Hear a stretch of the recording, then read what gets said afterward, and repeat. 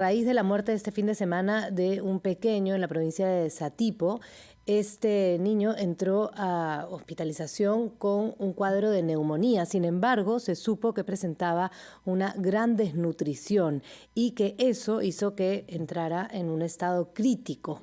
Tiene que ver esto, una cosa con la otra, tiene relación directa, entendemos.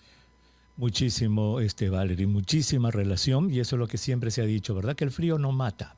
El frío no mata. Fíjate cómo viven los países nórdicos, en todo el mundo, en Canadá, etcétera, en Estados Unidos, con fríos terribles bajo cero, y los niños no mueren. Se abrigan, tienen su casita abrigada y no mueren. Pero nuestros niños mueren por centenares y la desnutrición es la que está metida allí. Así que vamos a pedirle a la doctora Raquel Delgado Valdés, Valerie, ella es pediatra del Instituto Nacional de Salud del Niño San Borja, que nos ayude a entender cuál es la relación entre desnutrición y muertes por infecciones respiratorias. Doctora Delgado, gusto de saludarla, buenos días. Valerie Vázquez de Velasco también está en la mesa. Buenos días, doctora Delgado. ¿Cómo estás, Valerie? Buenos días, doctor Huerta. Yo encantada de acompañarles a nombre del Instituto del Niño de San Borja. Gracias. A ver, la primera pregunta que quiero hacerle, doctora Delgado, es la siguiente. A ver, el niño llega con una infección respiratoria que se ha complicado con una neumonía y se muere. Cuando lo evalúan al chiquitito, tiene índices de desnutrición. La pregunta quizá vaya por este sentido. Cuando hablamos de defensas, ¿verdad? En el lenguaje popular y decimos tal persona tiene buenas defensas, malas defensas, ya desde el punto de vista, digamos, biológico, desde el punto de vista médico, ¿qué cosas son defensas, doctora, y qué relación tiene con la nutrición? Bueno, yo pienso, doctor, que hay que aclarar esto, ¿no? Algo muy importante en cuanto a la desnutrición. Hay que entender que la desnutrición son carencias, excesos o desequilibrios en la alimentación. Y hemos oído ampliamente actualmente acerca de los primeros 1000 días de vida, ¿no? Nuestros niños. Estos primeros 1000 días son una ventana, un tiempo de ventana de oportunidades en las que definitivamente tenemos que instaurar una alimentación adecuada tanto en la gestante y en nuestros niños. ¿Por qué? Porque de lo que se haga en todo lo que es alimentación en esta etapa va a depender en gran parte el futuro de nuestros pequeños. Y ahí va justamente el entrenamiento, por así decirlo en palabras más fáciles, el entrenamiento que uno va a dar a nuestros pequeños desde tierna edad para enfrentarse progresivamente a las diferentes enfermedades y así poder combatir, ¿no?, al germen con el que se está expuesto. Correcto. Correcto. Es lamentable Doctora, disculpe que la interrumpa, porque lo que yo tengo entendido, y yo espero que usted lo confirme, es que lo que llamamos defensa, en el lenguaje popular, la defensa, en realidad, desde el punto de vista biológico, son solo dos cosas, doctora. Células, glóbulos blancos, linfocitos, células y los productos que estas células producen, que son los anticuerpos, que son proteínas. Entonces, si yo no tengo comida, si yo no tengo bitute, yo no voy a producir células. Y al no producir células, tampoco voy a producir anticuerpos, y eso es lo que la gente llama defensas bajas, y por eso se mueren los niños. ¿Es eso cierto? Claro, exacto, no tiene mucha relación con la desnutrición, porque un niño desnutrido es aquel al que justamente le falta aporte de proteínas, aporte de calorías, que son justamente las que forman finalmente estas células de defensa que van a ayudar a nuestro pequeño a combatir las enfermedades. Doctora, según las cifras, el INEI ha reportado que la desnutrición crónica ha alcanzado en total 11.5% de los menores de 5 años. Pero cuando nos vamos al desagregado, vemos que las niñas y los niños menores de 5 años en zona urbana alcanzan un 6.8%, mientras que si llegamos a las áreas rurales, afecta a 24.4%. Hablando del bitute, ¿qué es lo que pasa ahí? ¿Es un tema de alcance o es un tema cultural, la alimentación que se le da a los niños? Mira, es bueno lo que dices. Efectivamente, en zonas rurales, sobre todo, la desnutrición alcanza el 25%, pero hay que entender que tiene causas subyacentes, ¿no? Y una de ellas, primero, es la pobreza, o sea, la capacidad de adquisición de los alimentos Y otra cosa muy importante es también la educación, ¿no? La educación de las familias en lo que es, bueno, alimentación. Podemos tener nosotros una presencia, es una presencia física del alimento, pero si no está al alcance del bolsillo de estas familias en la zona rural, poco o nada van a poder hacer. Ahora, es cierto que en el campo, en provincia, también no es que no hayan alimentos, sí hay alimentos pero la educación ahí de las familias para alimentar como debe ser también entra a tallar. ¿No? Entonces, ¿qué recomendamos que se les dé a esos niños para poder combatir la anemia, la desnutrición? Hay, a Valerie, te cuento que dentro de la desnutrición, o sea, no podemos hablar globalmente de un tipo de desnutrición, ¿ya?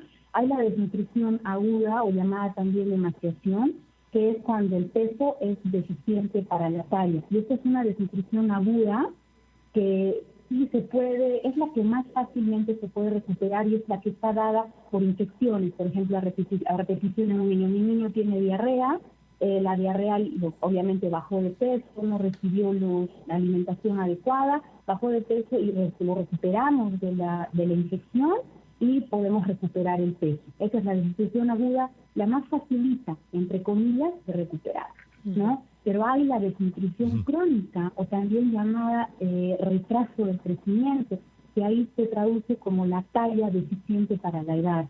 Y esto sí es un acúmulo de causas, ¿no? La mala nutrición desde el útero materno, la mala nutrición en la primera infancia y también la relacionada justamente con enfermedades.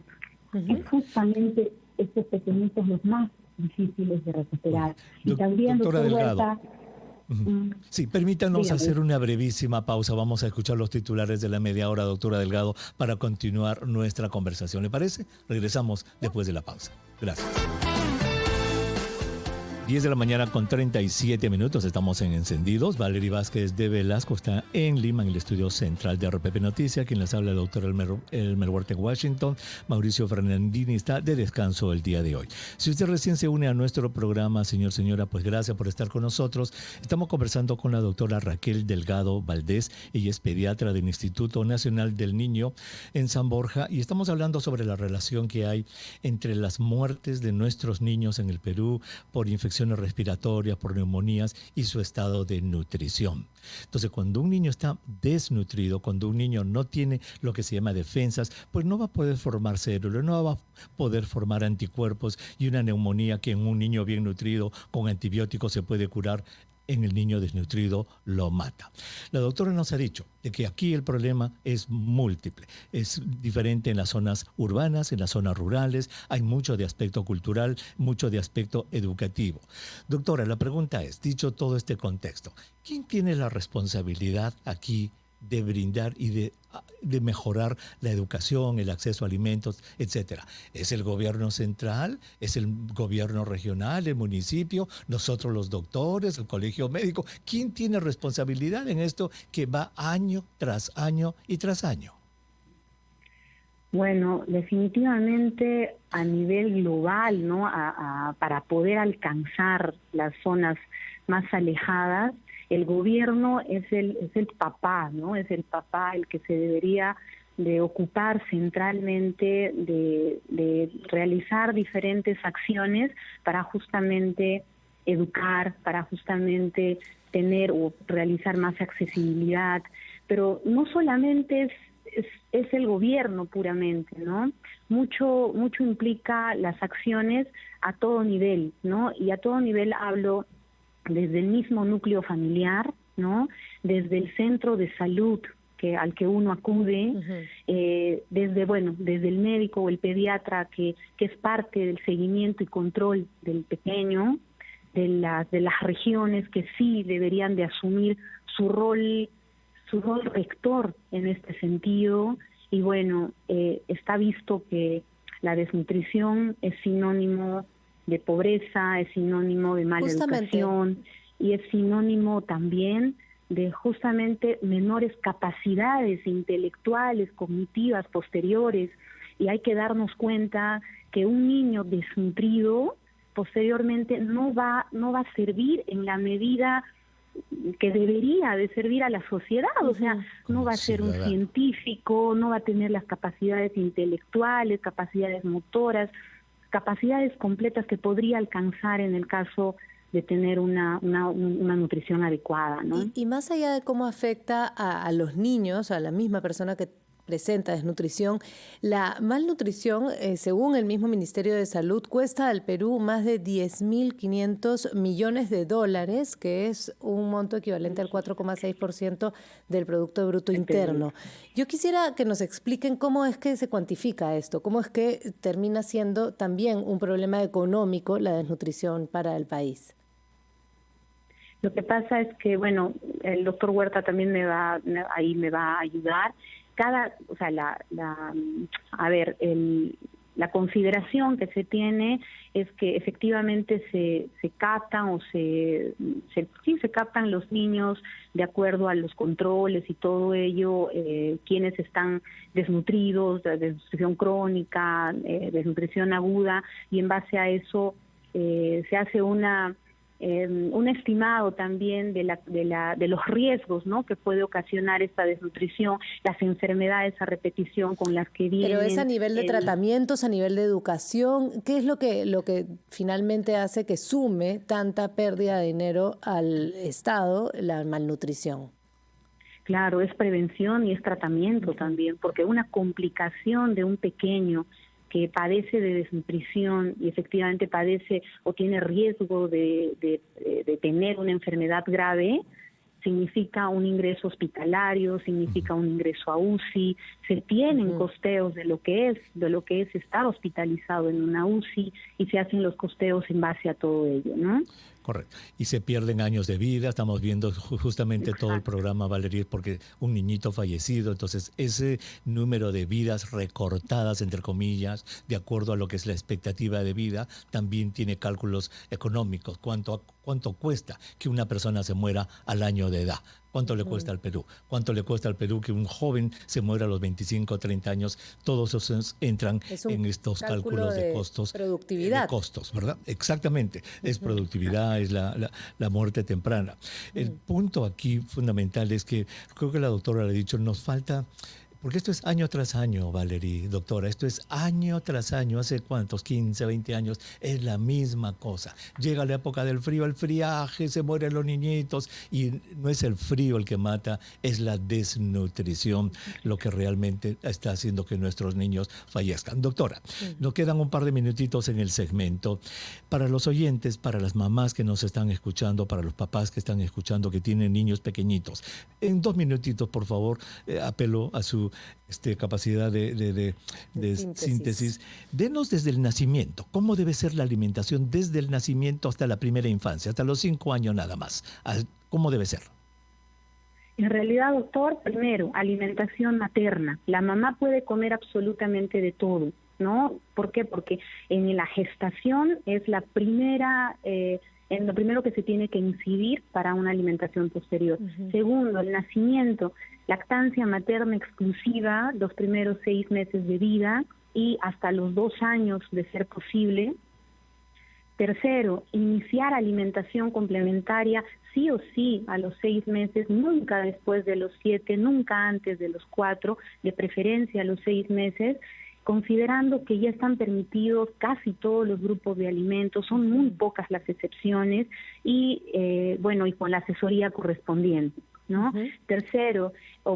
Cuarto, también, ya se tiene como tratamiento el manejo de la anemia de nuestros pequeñitos con dosis de hierro en forma profiláctica de mantenimiento desde los 4 meses. Hay muchos padres de familia que no le toman la verdadera importancia, pero es recontra importante, porque esa es la llamada desnutrición o hambre oculta, ¿no es cierto?, que es el déficit de micronutrientes. Y uno de los micronutrientes más importantes en el desarrollo cognitivo cerebral posterior es el hierro.